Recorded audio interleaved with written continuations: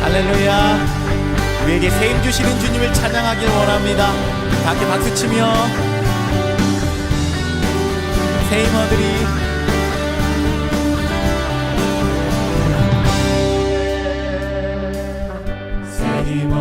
주를 바랄 때, 주를 바랄 때, 우리 주를 바랄 때, 세임어들이 주를 바랄 때, 주를 바랄 때, 우리 주를 바랄 때, 주님 통치하시네, 소망 구원 주시는 당신은 영원하신 주, 내 영원하신 주, 지치지 않으시는 주님, 약한 자 방패 되시며 위로자 되신 주, 목소리 같은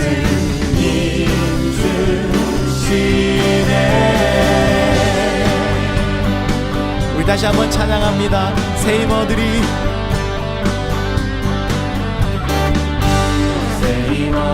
주를 바랄 때, 주를 바랄 때, 우리 주를 바랄 때, 세임어들이 주를 바랄 때, 주를 바랄 때, 우리 주를 바랄 때, 주님 통치하시네, 소망 구원 주시는 당신은 영원하신 주, 내 영원하신 주, 지치지 않으시는 주님, 약한 자 방패 되시며 위로자 되신 주, 목소리 같은 인주, 당신은 영원하신 주, 당신은 영원하신 주, 내 영원하신 주, 지치지 않으시는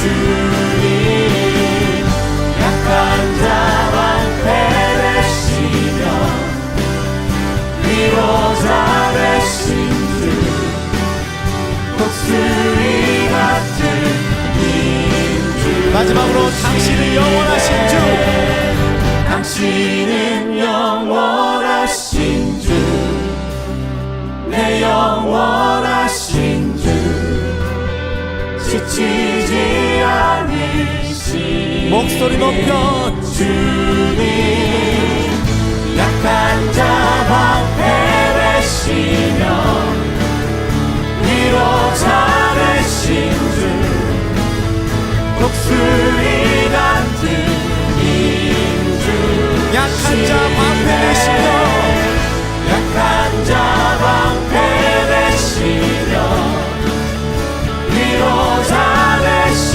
주, 목소리 같은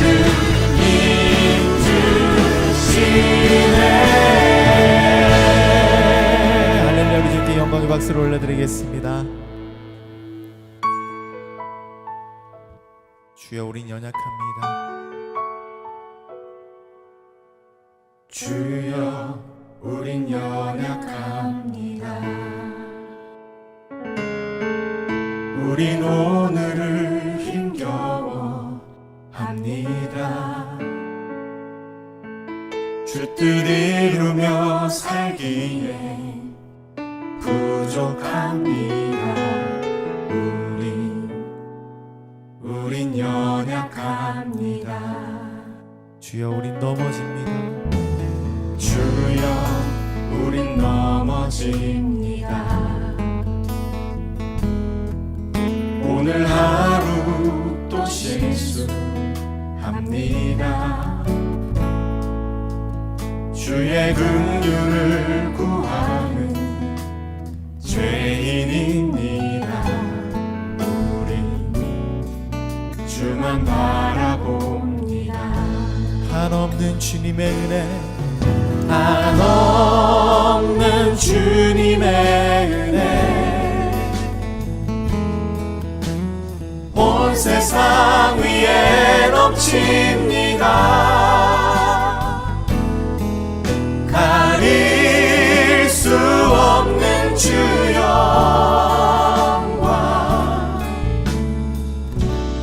온 땅 위에 충만합니다. 주님만이 이리오니 우린 그 길 따라갑니다. 그날에 우릴 이루실 주는 완전합니다.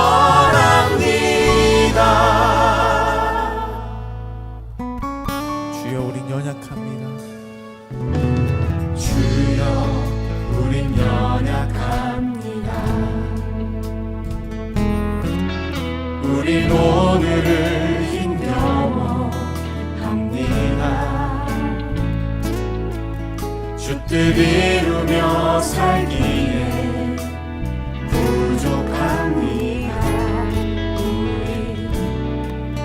우린 연약합니다. 주여 우린 넘어집니다. 주여 우린 넘어집니다. 오늘 하루 또 실수합니다. 주의 긍휼을 구하는 죄인입니다. 우리 주만 바라봅니다. 한없는 주님의 은혜, 온 세상 위에 넘칩니다. 가릴 수 없는 주 영광,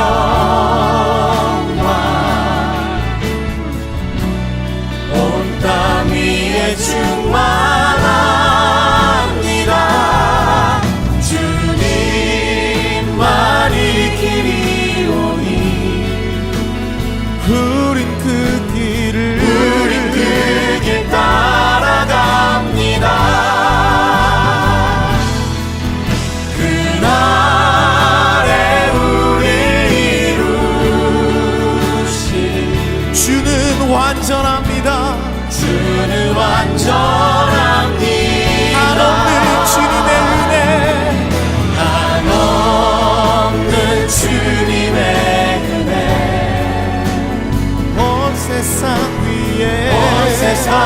위에 넘칩니다. 가릴 수 없는 주 영광,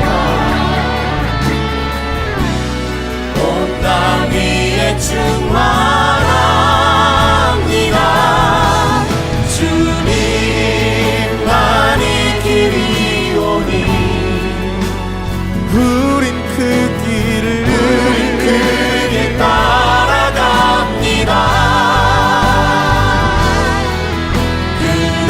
그날에 우릴 이루실 주는 완전합니다. 주는 완전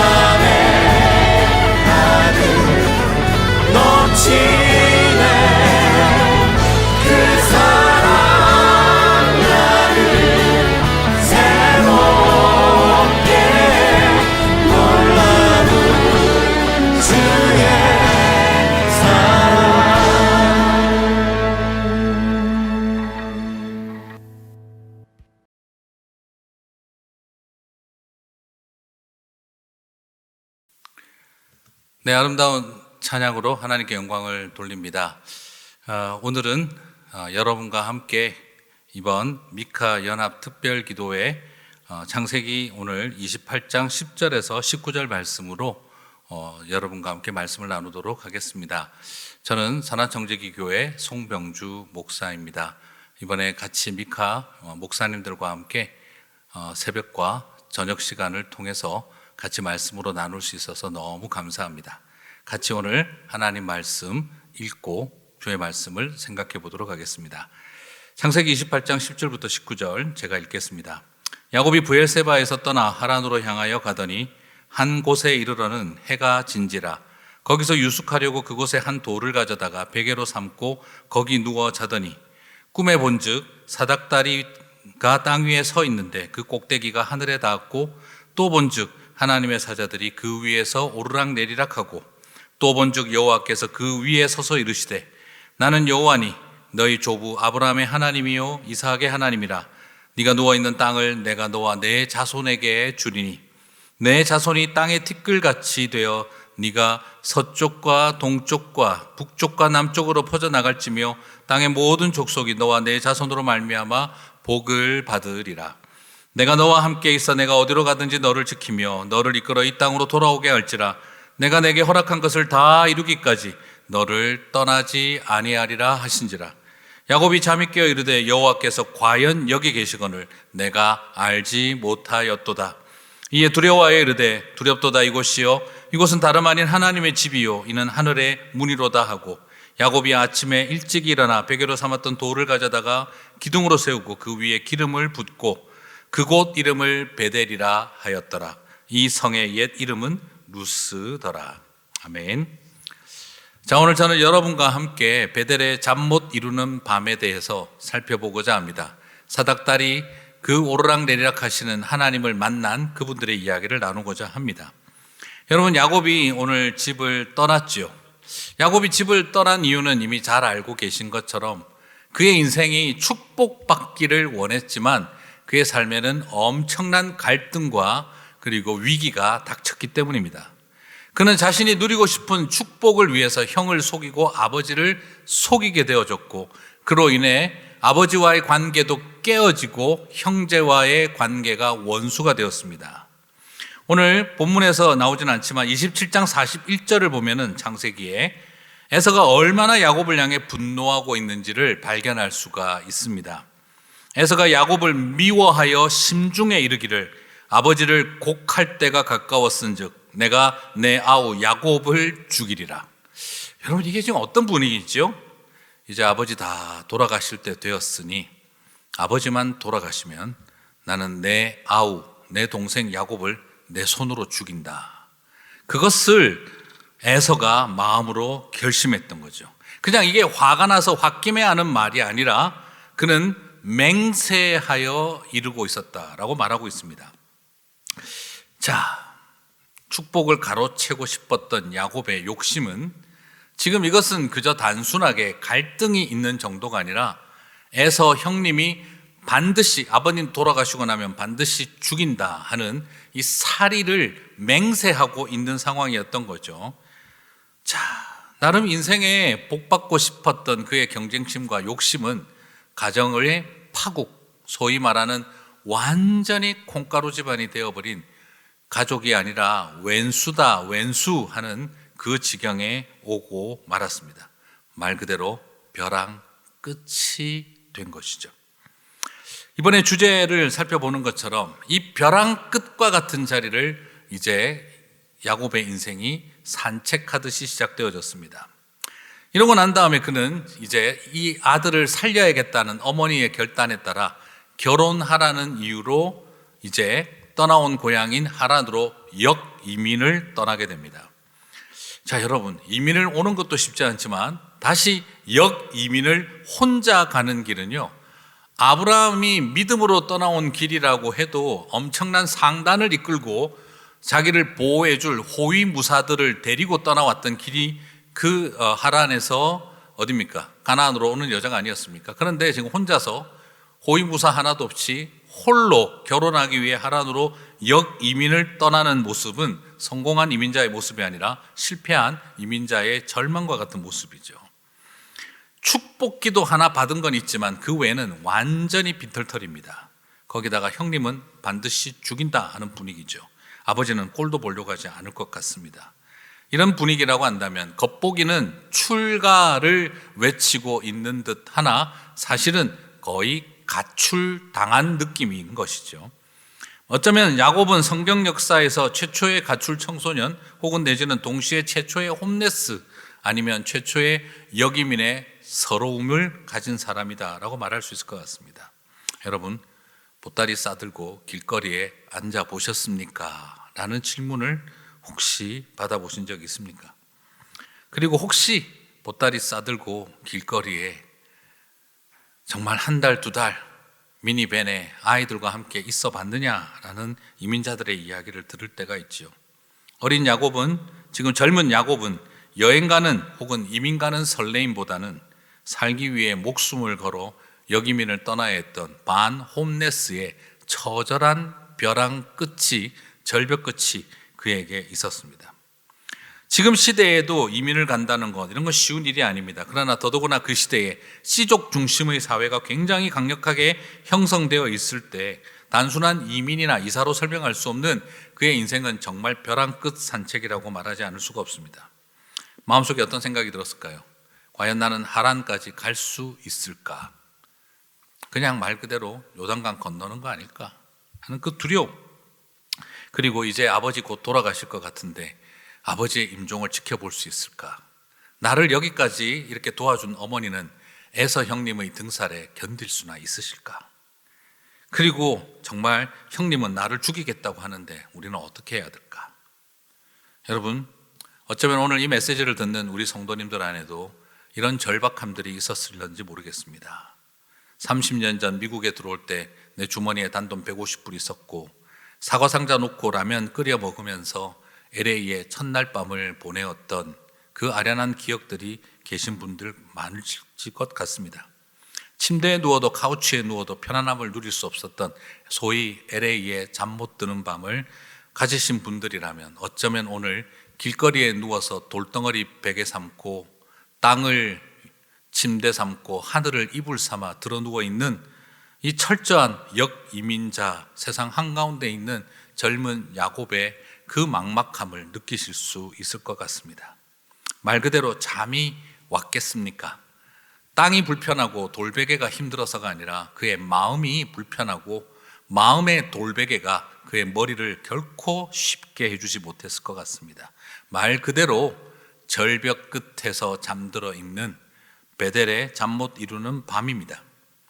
우리의 인생에도 이렇게 도무지 답이 보이지 않는 자리, 누워서 눈을 감아도 하나도 잠이 들 수가 없고 아무리 생각을 끊어도 밤새도록 양 수천 마리를 세워도 잠들 수 없는 그런 가장의 무거움, 모든 것을 짊어진 어머니의 절망, 우리의 마음속에 그 답답한 마음들이 있습니다. 도대체 이 벼랑 끝에 서 있는데 하나님은 어디 계신가? 사랑하는 성도 여러분, 바로 돌베개에 누워 잠자고 있는 야곱에게 그 꿈자리에 찾아오신 것처럼 벼랑 끝을 산책하고 있는 저와 여러분과 주님은 찾아오셔서 동행하시며 꿈을 꾸게 하시고 우리를 위로하시는 분이신 줄 믿습니다. 찾아오신 하나님, 우리에게 무엇을 약속하십니까? 15절을 봅니다. 내가 너와 함께 있어 네가 어디로 가든지 너를 지키며 너를 이끌어 이 땅으로 돌아오게 할지라. 내가 내게 허락한 것을 다 이루기까지 너를 떠나지 아니하리라 하신지라. 여러분, 과연 돌아올 수 있을까? 나는 돌아오면 내 생명이 보존될 수 있을까? 아버지는 만날 수 있을까? 형님하고 관계는 어떻게 될까?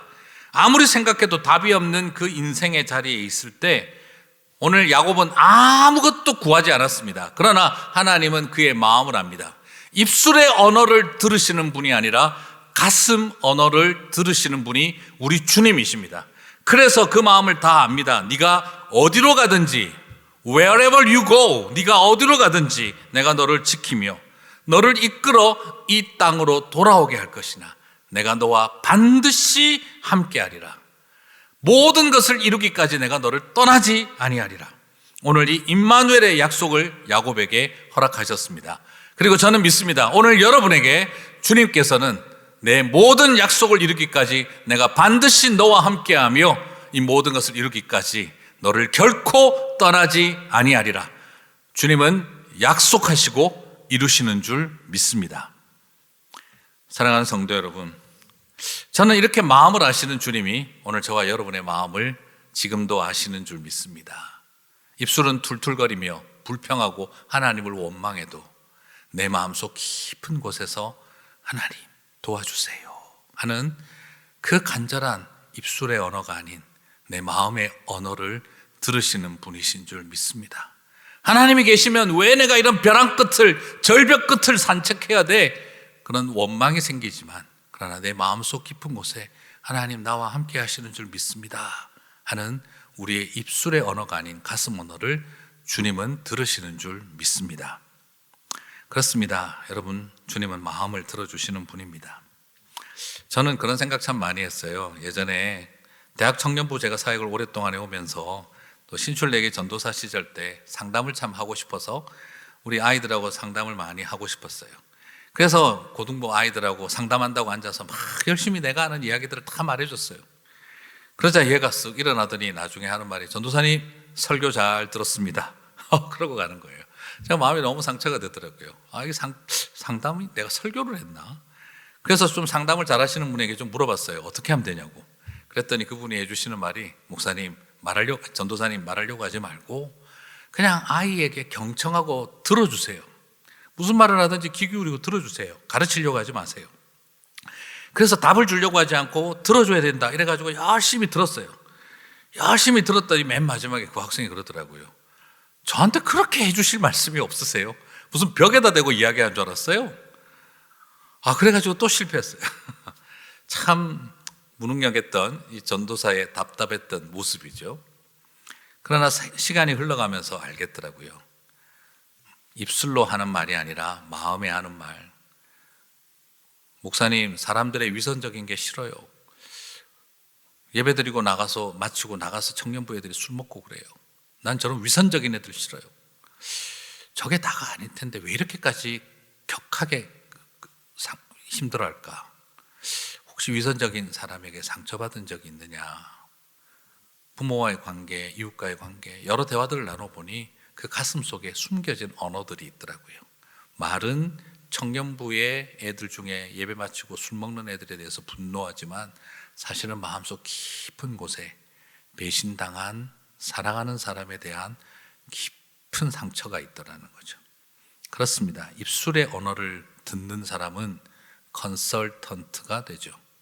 그러나 마음의 언어를 듣는 사람들은 카운셀러가 됩니다. 오늘 우리의 보혜사가 되시는 파라클레이토스가 되시는 성령님은 우리의 마음의 언어를 들으시는 컨설팅을 하시는 분이 아니라 카운셀링을 하시는 정말 카운셀러십니다. 오늘 저와 여러분의 그 마음속 깊은 곳에 있는 언어를 주님은 다 듣고 계시는 분이라고 믿습니다. 사막 횡단을 효과적으로 잘하도록 야곱에게 서바이벌 킷을 주고 아웃도어에서 와일드 필드에서 생존하는 서바이벌십에 대해서 방법론을 가르쳐주고 너는 몸의 체온 유지를 위해서 이런 테크닉을 써라. 더울 때는 어떻게 해야 된다. 소금을 먹어라 하는 이런 어떤 샌달 준비를 해주고 발이 편해야 된다. 돌소금 챙겨주고 이멀전시 킷을 주고 그리고 정보 파악하는 방법과 오아시스를 발견할 수 있는 지도를 주고 이런 걸 하고 계신 컨설팅을 주님은 하고 계신 게 아니라 그 야곱에게 내가 너와 함께하고 있다 하는 가슴을 위로하는 방법을 우리 주님께서는 하고 계셨다는 거죠. 줄 끊어지지 않는 신발을 주고 물이 마르지 않는 수통을 주고 먹어도 줄어들지 않는 신비의 도시락을 주신 것이 아니라 영원히 함께 하시는 주님을 주셨다는 것입니다. 사랑하는 성도 여러분, 오늘 우리 주님은 우리들의 인생 속에서 내가 원하는 한도 제한이 없고 먼틀리 매일마다 페이오프 시켜주는 기적의 크레딧 카드를 내 인생에 주시는 것이 아니라 나와 함께 하시는 임마누엘을 주님이 당신을 우리에게 주신다는 겁니다. 임마누엘의 약속은 무엇입니까? 바로 너에게 나를 보낸다 하는 이 말 아니겠습니까? 돈을 구하는데 하나님을 주시는 거지요. 장비와 도구를 원하는데 하나님을 주시는 거지요. 먹을 걸 달라고 하고 물을 달라고 하는데 당신의 몸과 피를 우리에게 주신다는 거죠. 그래서 그것을 통해 우리에게 가장 확실한 소망은 내 손에 잡히는 것이 아니라 내 손을 잡아주시는 주님이시다는 거죠. 내 손에 쥐고 있는 것들이 이 험한 사막 인생길을 걸어가는 이 벼랑 끝, 절벽 끝을 산책하고 있는 나에게 내 손에 쥐어져 있는 게 희망이 아니라 내 손을 잡고 계시는 주님이 우리에게 소망이라는 것을 보여주고 계신 것입니다. 사랑하는 성도 여러분, 그리고 나서 주님은 계시를 보여줍니다. 꿈에 본 적 사닥다리가 땅 위에 섰는데 그 벼랑 끝을 걸어가고 있는데 그 꼭대기가 하늘에 닿아 있음을 보여주는 겁니다. 그리고 하나님의 사자가 그 위에 오르락내리락 하고를 보여주고 있습니다. 여러분, 여기에서 보여주신 것이 뭐냐? 하나님의 사자가 오르락내리락 하는 것이 중요한 게 아니라 사닥다리를 보여주셨다는 겁니다. 이 사닥다리가 바로 무엇입니까? 요한복음 1장 51절에서는 이 사닥다리를 이렇게 묘사합니다. 하늘이 열리고 하나님의 사자들이 인자 위에 오르락내리락 하는 것을 보리라. 인자 위에 오르락내리락. 우리는 여기서 하나님의 사자가 중요하다고 자꾸 생각을 하는데요, 하나님의 사자가 중요하지 않아요. 여기서 더 중요한 것은 상징적으로 나타난 사닥다리가 중요합니다. 요한복음 1장 51절은 이 사닥다리가 인자, 사람의 아들이라고, 예수님이라고 지칭하고 있습니다. 그래요. 하늘의 천사들과 사자들이 예수 그리스도를 매개로 하여 그분을 중보로 하여 하늘과 땅을 이어가는 일을 하고 있더라는 것입니다. 창세기에서 하나님은 3,500년, 4,000년이나 더 지나야 일어날 이 땅에 오신 하늘과 땅을 이어가실 예수님의 이야기를 오늘 이 야곱에게 보여주고 계셨다는 겁니다. 임마누엘의 약속을 보여주고 계셨던 것이죠. 내가 너와 반드시 함께하며 임마누엘하며 내가 너를 지키리라 약속하셨지 않습니까? 사랑하는 성도 여러분, 하나님 오늘 과하게 계시하셨습니다. 그냥 야곱에게 위로만 하신 것이 아니라 3,500년이나 지나야 나타나시게 될 임마누엘 주님, 사닥다리 대신 인자를 오늘 두려움과 염려로 잠들어 있는 야곱에게 계시하셨던 겁니다. 하나님의 계시가 과하게 드러났습니다. 예수님을 미리 보여줄 만큼 그의 마음에 임마누엘을 언약하고 계셨던 거지요. 이것을 보고 나니 야곱이 고백을 합니다. 뭐라고 합니까? 여호와께서 과연 여기 계시거늘 내가 알지 못하였도다. 여러분, 무슨 말입니까? 우리가 고통의 현실에 엉배어 있고 두려움과 염려에 사로잡혀 있으면 하나님이 함께 하지 않아서가 아니라 하나님이 함께 해도 모른다는 것입니다. 오늘 여기서 지금 무엇을 야곱은 고백하고 있습니까? 하나님 왜 나와 함께 하지 않으십니까?가 아니었던 거예요. 하나님이 나와 함께 하고 있는데 내가 알지 못하였던 것이죠. 이제 깊은 잠 못 드는 밤에 고통의 시간들을 보내고 난 다음에 이제서야 야곱은 고백하게 되는 겁니다. 하나님이 나와 함께하지 않는 것이 아니라 하나님이 나와 함께함에도 내가 알지 못하였었다라는 것입니다. 사랑하는 성도 여러분, 혹시 지금 이 야곱의 모습이 우리의 모습은 아닐까요? 우리는 막 지금 분노합니다. 하나님 왜 나를 벼랑 끝에, 절벽 끝에 세우셨습니까? 왜 나를 하나님 이 외로운 사막과 광야의 길을 걸어가게 하셨습니까? 왜 나에게 형님과 함께 이런 축복을 주셨으면 복을 받아야지 왜 이런 저주의 길을 가게 하십니까? 아버지하고 왼수되고 형님하고 왼수되고 모든 집안의 관계도 깨어지고 이제 말이 좋아 결혼식 하러 출가하는 거지. 이건 그 가출 아닙니까? 홈레스 아닙니까? 왜 내 인생을 이렇게 몰아가십니까? 도대체 어디 계십니까? 라는 질문이 나오는데, 그러나 오늘 야곱은 우리들에게 보여주고 있는 거예요. 하나님이 함께하지 않는 것이 아니라 여호와께서 과연 여기 계시거늘 내가 알지 못하였도다. 사랑하는 성도 여러분, 우리 많이 부르는 찬양이 있지 않습니까? 주위를 둘러보면 아무도 없는 듯 믿음의 눈을 들면 보이는 분 계시네. 그렇습니다. 지금도 내 안에 역사하고 계시는 사망의 모든 권세 물리치신 예수님, 주를 찬양, 손을 들고 찬양. 우리가 그 찬양을 부를 수 있는 것과 마찬가지입니다. 주위를 둘러보면 아무도 없는 것 같습니다. 그러나 믿음의 눈을 들면 보이는 분이 있다는 겁니다. 여호와께서 과연 나와 함께하고 계시는데 나는 몰랐던 것이지요. 사랑하는 성도 여러분, 혹시 저와 여러분 가운데 그런 모습으로 있는 것은 아닐까요? 오늘 이 땅은 베델입니다. 베델은 무엇입니까? 하나님의 집, 하늘의 문입니다. 하나님이 함께 하심을 알기 전에는요, 이게 하나님의 집이었습니까? 아니면 홈레스, 집 잃어버린 사람의 광야였습니까? 하나님이 함께 하시는 것을 알지 못했을 때는 그 땅은 하늘의 문이 열린 곳이었습니까? 아니면 고생문이 열린 곳이었습니까? 사망의 문, 죽음의 문이 열린 것처럼 보이지 않았을까요? 절망의 땅이었고 고생문이 열렸고 버림받음의 문이 활짝 열린 것처럼 여겨졌을 것입니다. 내 인생 장돌뱅이 같이 시작하는구나. 내 인생 고생문이 활짝 열렸구나. 나는 죽음의 땅을 향하여 가는구나. 나는 집 없는 인생이구나. 여러분, 그런데 하나님이 나와 함께 하시는 걸 알고 나니까 야곱은 그 땅을 향해 뭐라고 합니까? 베트엘, 하나님의 집이라고 말합니다. 하늘의 문이 열렸다라고 말합니다. 사랑하는 성도 여러분, 이처럼 신앙은 해석을 할 수 있는 능력입니다. 신앙은 우리의 현실은 여전히 똑같은데 그 현실을 다르게 볼 수 있는 눈을 갖게 하는 것입니다. 맞습니다.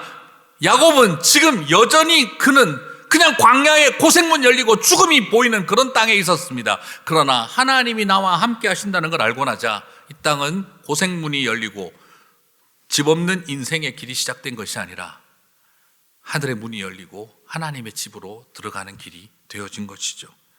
신앙은 고통에 대한 자기 합리화가 아니라 고통을 은혜로 볼 수 있는 해석의 능력입니다.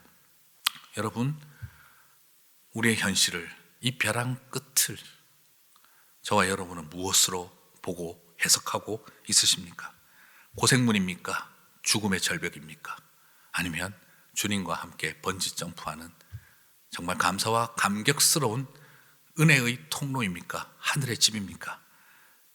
신앙은 고생문이 사라지는 것이 아니라 신앙은 고생문을 하늘문으로 고쳐 부를 수 있는 능력입니다. 신앙은 죽음의 땅이 사라지는 것이 아니라 죽음의 땅을 하나님의 집으로 노래할 수 있는 고백인 것입니다. 사랑하는 성도 여러분, 그 고백과 함께 나아가시게 되기를 주님의 이름으로 축복합니다. 그렇습니다. 고통 앞에서 신앙은 고통을 없애는 능력이 아니라 고통을 통해 자신을 변화시키는 능력입니다.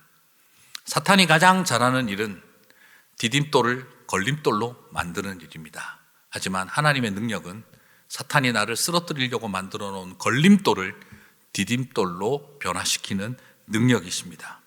여러분, 그것이 우리 하나님의 은혜입니다. 그러므로 꼭 기억하십시오. 회복은 무엇입니까? 루스가 베델이 되는 것입니다.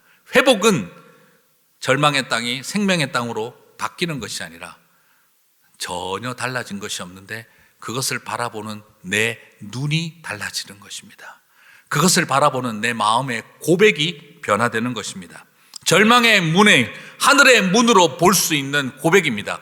회복은 세상이 바뀌어야 일어나는 것이 아니라 내 안에 마음의 고백이 바뀌어야 내가 변화되어야 한다는 것이죠. 사랑하는 성도 여러분, 말씀을 이제 마무리 짓겠습니다. 제가 지었던 하나의 스토리가 있는데 배추벌레 이야기예요. 배추벌레 한 마리가 길을 가기 시작을 했습니다. 저 끝에 가면 네가 꿈꾸고 기다리던 아름다운 천국 같은 나라가 기다리고 있다. 그래서 배추벌레는 온 힘을 다해 기어갔습니다. 가시밭길에 찔리면서 피를 흘리면서도 참고 갔습니다. 그리고 뜨거운 태양볕 아래 사막과 같은 길에 그 뜨거움을 참으면서 걸어갔습니다. 폭풍우가 몰아치는 곳에 비바람을 맞으면서도 걸어갔습니다. 수없는 모든 여정을 다 마치고 이제 거의 약속의 땅에 도착을 했습니다. 그런데 그 약속의 땅에 도착했는데 엄청난 뾰족바위가 내 앞길을 딱 막고 있는 겁니다. 그래서 그 앞에서 그 배추벌레는 힘을 다해 그 유리처럼 미끄러운 뾰족바위를 기어 올라갔습니다. 가다가 미끄러져서 베이고 찔리고 상처받고 굴러떨어지고 도무지 그 미끄러운 뾰족바위를 배추벌레는 통과할 수가 없었어요. 그래서 하나님 앞에 기도했습니다. 하나님, 전지전능하신 분이시잖아요. 제발 이 뾰족바위를 치워주세요. 뾰족바위를 치워달라고 눈물을 흘리며 기도했습니다. 그런데 그 다음날 아침에 눈을 떠도 여전히 뾰족바위는 있습니다. 하나님이 내 기도를 듣지 않으시는구나. 금식하며 기도했습니다. 여전히 뾰족바위는 그대로 있었습니다. 너무너무 하나님이 원망되고 슬퍼서 온 몸을 부둥켜 안고 그냥 밤새도록 울면서 기도했습니다. 원망했습니다. 한참을 잠이 들고 깊은 잠이 들고 나서 어느 날 눈을 떴더니 뾰족바위는 어떻게 됐을까? 그런데 아무것도 보이지 않는 거예요. 그리고 몸을 움직이려고 해도 움직이지는 못했어요. 그래서 배추벌레는 하나님 앞에 화가 났습니다. 하나님, 뾰족바위 치워달라고 했는데 이제 나를 완전히 감옥에 가두어 버리셨군요. 원망하는 마음으로 너무 실망해서 벽을 치면서 하나님을 원망을 했습니다. 벽을 두들기며 원망하다 보니 갑자기 그 벽이 찢어지기 시작했어요. 그래서 배추벌레는 온 힘을 다해 그 벽을 찢고 나왔습니다. 기진맥진했습니다.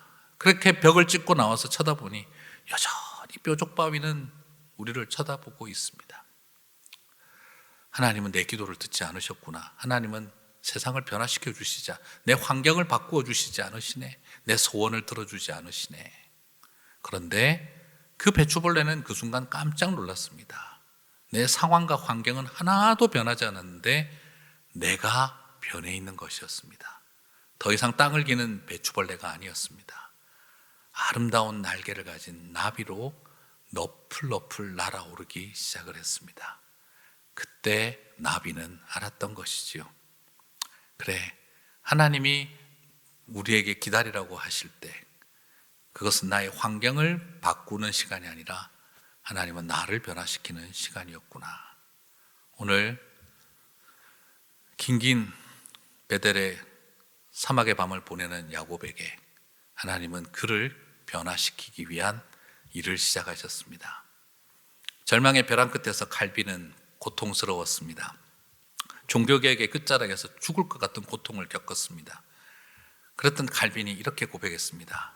사탄은 성도를 평지에서 밀어뜨리지 않는다. 사탄은 성도를 절벽 끝에서 밀어뜨린다.